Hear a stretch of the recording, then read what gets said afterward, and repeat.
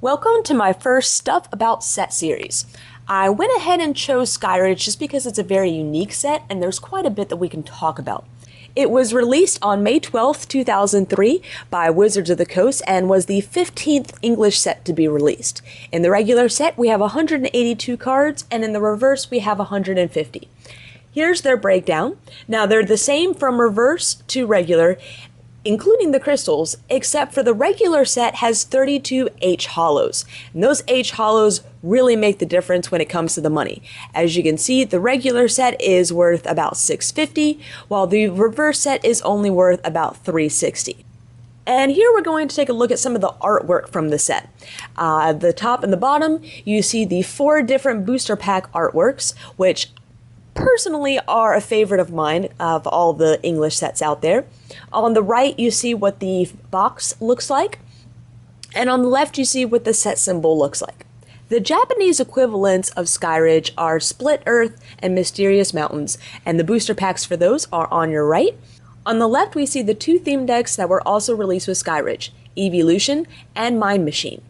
And here's just a quick flip through of Skyridge, the regular set being on the left and the reverse set being on the right. If you'd like to see this set a little slower with a lot more detail, just check out my complete set of Skyridge. Link should be in the description and also on this page. Now we're going to take a look at the crystal cards because Skyridge was only one of 2 sets to ever print them and is the only set to print them in reverse. As you can see, that's where quite a bit of the value of Skyridge comes in too, with the regular set being worth $270 and the reverse being worth $210. And of all those crystals, we have the Crystal Charizard, which is the most valuable card in Skyridge, topping out at $150. You can get the reverse Crystal Charizard for a little cheaper at around $110. Another unique thing about Skyridge is it was one of the few sets to ever release box toppers, and these box toppers weren't the standard cards that we did see later on in the EX series, but they were just slightly bigger, but obviously much smaller than a jumbo card. For whatever reason, they decided not to print all 6 crystals and make them box toppers, and so Golem and Celebi were left out. The box toppers themselves, though, are not cheap, and I'm going to guess that's probably because you don't have that many sealed boxes anymore, and they're a little more difficult to store than just a standard card. You have to buy special sized top loaders and sleeves, and that does complicate things a little bit. The entire set's going to run you around $150. Now I want to touch on some fun facts. Skyridge was the last set to ever be produced by Wizards of the Coast, which handled all distribution from 1998 to 2003. At that point, it was transferred over to the Pokemon Company International by Nintendo, and they've been printing cards ever since.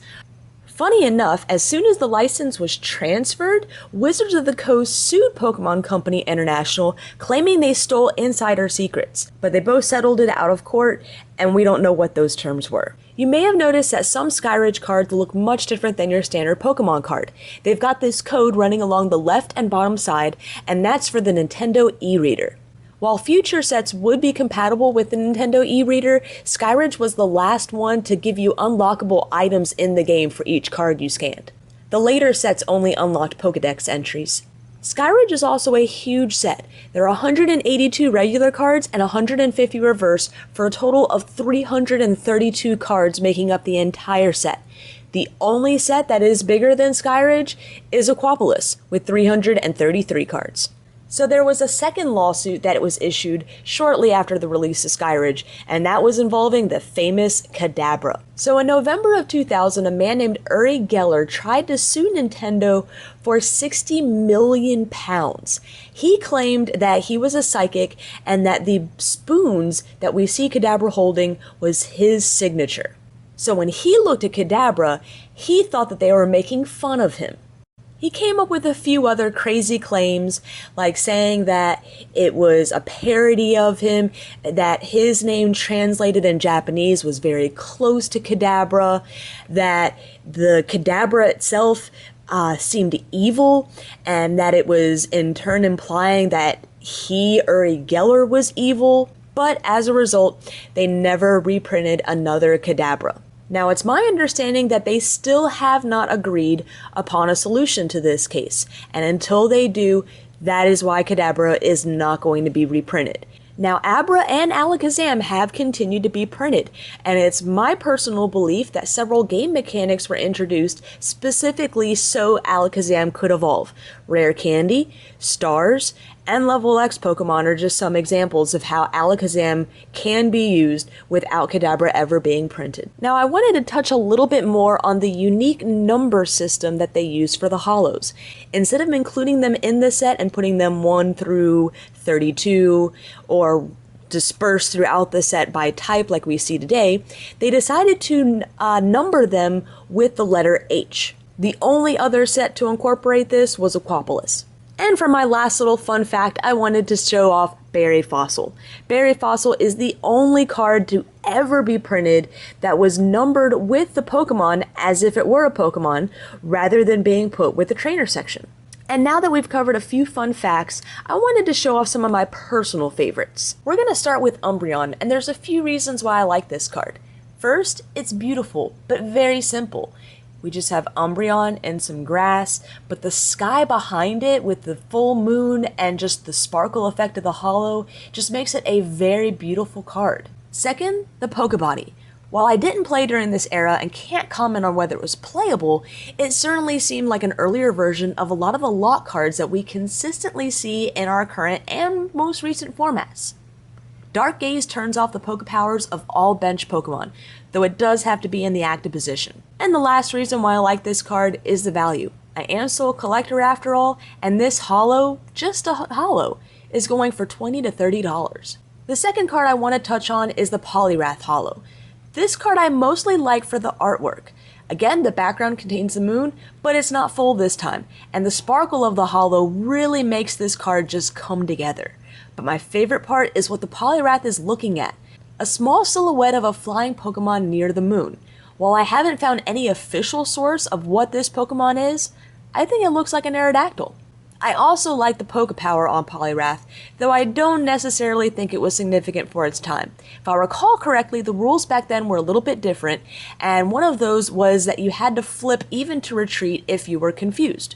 This could really hurt your opponent, but unfortunately the Poke Power not only requires discarding a basic energy, but the Poliwrath has to be active for it to happen at all. Still, it's an interesting Poke Power, and the card itself is worth $10 to $15, so it's a nice addition to any collection. I don't think I need to explain why this card is one of my favorites. I am the cat's Meowth after all, but this is a very cute Meowth, hanging out in the branches of a tree, snacking on an apple, with a river or lake or some body of water, and a small village in the background. Its attack is pretty interesting too. With the flip of a head, you get to shuffle any one energy card from your opponent's hand back into their deck. It doesn't designate basics, so special energy could also be shuffled back. And I do recall that Crystal Energy was in this format and was used to power up those Crystal Pokemon, though I really don't know if any of them were playable. So technically, this card could be some nice disruption. As Crystal cards are unique to only Skyridge and Aquapolis, I feel like one of the Crystals has to be included in my favorites list. And while Charizard looks fantastic and is very valuable, I have some sentimental value attached to the Crobat. When I got back into collecting, I had missed almost 10 years of sets, and it was pretty hard to try and catch up, especially when things were no longer as simple as holos, rares, commons, and uncommons. I actually confused the holo cards numbered with the H as crystal cards. The holos really just looked that nice to me that I thought they were considered crystal. When I was corrected, I began to search for crystals, but I was also trying to trade for thousands of other cards and really didn't have a lot of extras. The Crystal Crobat was not only my very first crystal card, but I was able to trade for it rather than buy it. This was a pretty big deal for me at the time because the channel was still young, no one really knew who I was, and like I said, I didn't have a lot of duplicates to offer up for a crystal card. And my last favorite card is a Poliwhirl, and it's for one reason and one reason only: the attack, Twiddle. The art on this card is really cute, but Twiddle is why I picked out this card. Honestly, I just think this would be really fun to play, repeatedly saying Twiddle to your opponent. Imagine having to say, "I'll twiddle you," to a random guy sitting across from you. The attack itself doesn't do any damage, but is still cool. You can either put your opponent asleep or confused, depending on how you flip the coin. With the right flips, Twiddle could earn you a few extra turns to set up. And that concludes my very first Stuff About Set series. I wanted to give a very special thanks to a few people that really helped me getting this video together. William Cody Gray is on Burbank City on Facebook, a very trusted trader, and not only did I bounce some ideas off of him, but he was awesome enough to design this perfect sassy Meowth to go with my SaSS Stuff About Set series. Skullshertoogle TCG was kind enough to help me with some video editing questions I had, though I was actually inspired to start this series shortly after watching an informative video of his. And finally, I'd like to thank Select Gender. Liz is part of that channel, and she has been helping me out just by letting me bounce ideas off of her and giving me some great feedback. So now I want you guys to decide what set I review next. The original Team Rocket, Aquapolis, or Harkle Silsil. To vote, just comment below with what set you'd like to see. I'm going to be taking votes for the next 48 hours, so 2 days after this video is first published. Thanks again everyone for watching my first Stuff About Set series, and feel free to leave any constructive criticism in the comments below.